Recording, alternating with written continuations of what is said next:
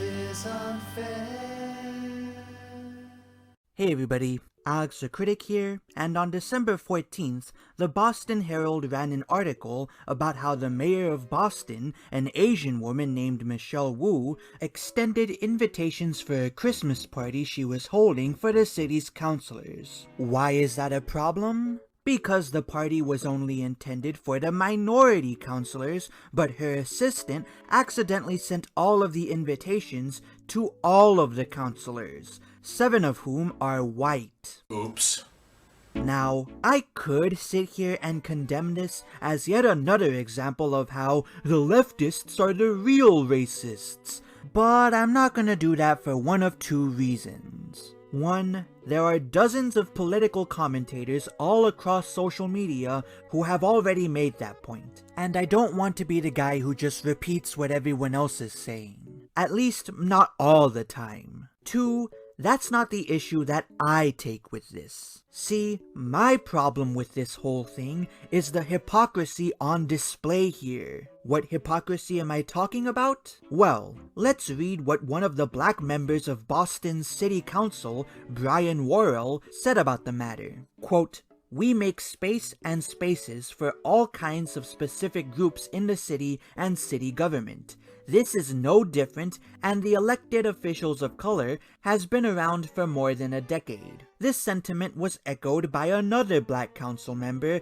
Tanya Anderson, who said, quote, "Just like there are groups that meet based on shared interests or cultural backgrounds, it's completely natural for elected officials of color to gather for a holiday celebration. Many groups celebrate and come together in various ways, and it's not about excluding anyone. Instead, it's about creating spaces for like-minded individuals to connect and support each other." Why is any of this hypocritical? Because while I actually agree with the logic here, thanks to believing in a little principle called freedom of association, these are the same people who will attempt to force others to give up their freedom of association on behalf of the people that are being discriminated against. What is freedom of association, you ask? It's basically the idea that people should be allowed to hang around whoever the fuck they want for whatever reason they want. So, when have people like Michelle Wu and her supporters contradicted this standard of theirs? Well, one prominent example that I think we've all heard of before are the Christian bakers who get sued for refusing to bake gay wedding cakes. Every few months or so, I hear yet another news story about how a Christian baker got sued by a member of any given minority group because said member was refused service for religious reasons, and it always pisses me off. Nobody owes you their time and labor. If a Christian baker doesn't want to make your stupid gay wedding cake because it goes against their religious beliefs, then that's their prerogative. Forcing them to do so under the threat of financial repercussions is akin to slavery, and I will not stand for it.